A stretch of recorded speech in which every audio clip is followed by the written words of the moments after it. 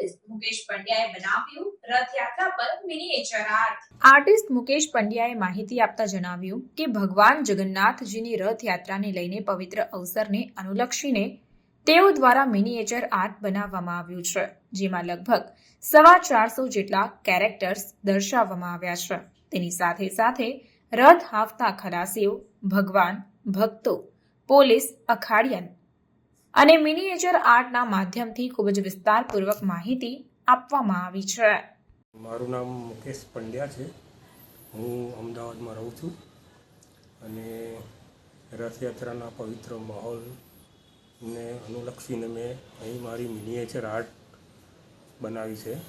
એમાં લગભગ 450 જેટલા કેરેક્ટર બતાવેલા છે, જેમાં સાધુ સંતો, રથ હાંકતા ખલાસીઓ, ભગવાન, પબ્લિક, પોલીસ, અખાડિયન એવા વગેરે વગેરે ડિટેલ્સમાં બતાવેલા છે।